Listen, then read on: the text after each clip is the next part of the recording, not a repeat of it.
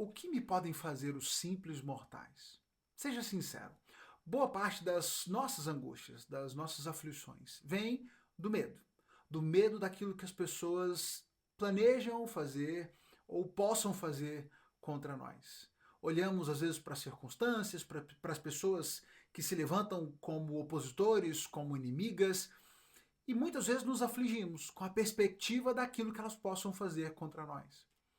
Mas a pergunta que poucas vezes nos fazemos e que Davi se faz no Salmo 56 e que eu entendo que se paramos para refletir sobre essa pergunta, isso pode mudar bastante a nossa perspectiva dessas questões, é o que de fato elas podem nos fazer? O que me podem fazer os simples mortais? Hoje a nossa leitura nos levou do Salmo 52 ao Salmo 57. E nesses salmos nós temos um ponto em comum entre eles, que nós temos Davi processando diante de Deus momentos diversos, em situações diversas, de aflição, de perseguição, de angústia, onde ele temia pela sua vida, onde ele se via perseguido, onde ele se via acuado, onde os seus inimigos tramavam contra ele. E em cada um desses salmos, Davi processa, ele digere essa circunstância diante do Senhor, escrevendo o seu salmo, reconhecendo a grandeza de Deus, mas colocando diante do Senhor as perseguições e as aflições que ele enfrenta. No Salmo 52, nós temos o episódio em que o Edomita diz a Saul onde Davi estava. E aqui nesse episódio, Davi, entre outras coisas, ele diz, olha, vejam o que acontece aos poderosos guerreiros que não fazem de Deus sua fortaleza, confiam em suas muitas riquezas e se refugiam em sua maldade. Eu, porém, sou como oliveira que floresce na casa de Deus e sempre confiarei no amor de Deus. Diante do guerreiro que o ameaça, ele diz, os fortes, os guerreiros confiam em si mesmos, mas eu confio no Senhor. Eu sou como a oliveira que floresce na casa de Deus e eu sempre confiarei no Senhor. No Salmo 53, nós temos Davi em mais uma meditação e agora ele diz, ele começa o Salmo dizendo sobre os tolos. Olha, os tolos dizem em seu coração, não há Deus. São corruptos, praticam o mal, nenhum deles faz o bem. Mas ele se lembra, Deus espalhará os ossos dos que atacam o seu povo. Serão humilhados, pois Deus os rejeitou. Ainda que esses tolos que fazem maldade, que praticam o mal, possam se levantar contra o povo do Senhor, certamente o Senhor defenderá os seus. No Salmo 54, agora nós temos um episódio em que os zifeus disseram a Saul que Davi estava ali entre eles, estava ali na cidade, quando Davi estava se escondendo de Saul, eles disseram a Saul onde Davi estava. E Davi clama ao Senhor, Deus, o Senhor é o meu auxílio, né? Ele clama ao Senhor, vem com a força do teu nome, ó Deus, e salva-me. No verso 4 ele diz, Deus, porém, é o meu auxílio. O Senhor me mantém com vida. Que as tramas perversas dos meus inimigos se voltem contra eles. Pois, no verso 7 ele diz, pois me livraste das minhas aflições e me ajudaste a vencer os meus inimigos. Quando a cidade em que ele se escondia se vira contra ele e o entrega para o seu opositor, ele clama ao Senhor. E ele reconhece que o Senhor é quem o mantém com vida. No Salmo 55, mais um episódio de perseguição, mais um episódio de oposição. Agora, nesse salmo, Davi, ele escreve, ouve-me e responde-me, pois estou sobrecarregado e confuso. Os meus inimigos gritam contra mim, fazem ameaças perversas, sobre mim trazem desgraças, me perseguem furiosamente. Ele chega a escrever, eu sou tomado de medo e pânico, eu não consigo parar de tremer. Mas a partir do verso 10, o salmista nos diz, dia e noite, os muros são guardados de invasores, mas a perversidade e a maldade estão do lado de dentro, tudo está desmoronando, ameaça e engano correm solto pelas ruas, não é meu inimigo que me insulta, se fosse eu poderia suportar, não são meus adversários que se levantam, antes é você, meu igual, meu companheiro e amigo chegado. No Salmo 55, Davi está diante de uma crise ainda maior, de uma sensação ainda mais difícil, porque agora ele descobre que não são só os seus declarados inimigos que se levantam contra ele, agora ele tem um amigo leal, chegado, que se levantou contra ele. E ele diz que não está adiantando de nada, porque os muros estão guardados, mas o mal estava de dentro e eu não tinha percebido. O mal corre pelas ruas, agora é o meu amigo que me insulta, é o meu amigo que se levanta contra mim. Se fossem os inimigos eu ainda suportaria. Quantas vezes você já passou por isso? E de olhar para a situação e falar, nossa, eu achei que eu tinha inimigos, mas agora quando o amigo se levanta, dói ainda mais. Parece que é ainda mais difícil. Ele fala sobre medo, ele fala sobre pânico, ele fala sobre não conseguir parar de tremer. Ele fala sobre como essa traição do amigo dói ainda mais. Mas ele conclui dizendo, entregue suas aflições ao Senhor e Ele cuidará de você. Jamais permitirá que o justo tropece e caia.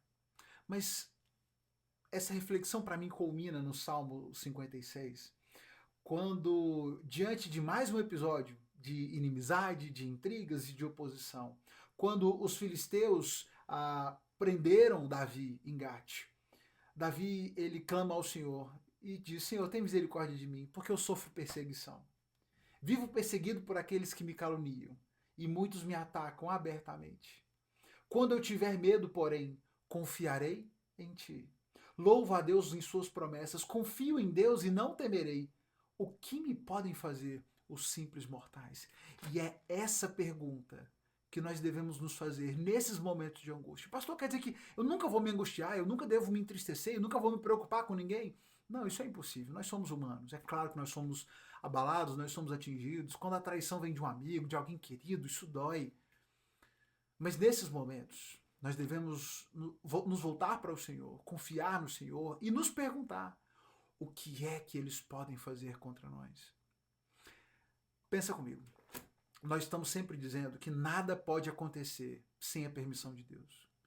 Então lembre-se disso. Se não há nada que os seus inimigos possam fazer contra você sem a permissão de Deus, se não há nenhum mal que possa acontecer com você que o Senhor não possa transformar em bem, e se o Senhor faz com que todas as coisas cooperem para o bem daqueles que o amam, concorda comigo que não adianta temer, não adianta se desesperar. Se o Senhor quiser te livrar do mal e das mãos dos seus inimigos, Ele o fará. Se Ele não o livrar, Ele certamente não o abandonará. E mesmo as circunstâncias difíceis que você possa vir a enfrentar, o Senhor ainda assim irá e pode transformar essas coisas ruins em boas, transformar esse mal em bem. Confiemos no Senhor. Porque o que podem nos fazer os inimigos? O que podem nos fazer os simples mortais? Nada mais do que maldades passageiras, materiais. Mas o que de fato importa, aquilo onde de fato nós somos preenchidos na eternidade, na nossa relação com Deus, nisso ninguém pode tocar. Naquilo que está nas mãos do Senhor, que é tudo, ninguém pode intervir. O salmista conclui o Salmo 56 dizendo, no seu momento de angústia, ele diz, conheces bem todas as minhas angústias, recolheste minhas lágrimas num jarro e em teu livro registraste cada uma delas. Ele sabe que o Senhor conhece as suas aflições. Ele usa essa ilustração tão bonita para dizer que o Senhor recolheu as suas lágrimas num jarro, registrou todas essas lágrimas para dizer, eu sei, Senhor, que o Senhor não ignora a minha dificuldade, que o Senhor não está alheio ao meu sofrimento, o Senhor conhece e sabe de tudo isso. Por isso, e aí ele repete mais uma vez, confio em Deus e não temerei. O que me podem fazer os simples mortais? Cumprirei os votos que fiz a ti, ó Deus, e oferecerei um sacrifício de gratidão. Pois me livraste da morte, não deixaste que meus pés tropeçassem, agora posso andar em tua presença, ó Deus, em tua luz que dá a vida. Os simples mortais, amigos ou inimigos, nada nos podem fazer. Nada que não esteja dentro do controle do Senhor. Por isso, não tema. Por isso, confie.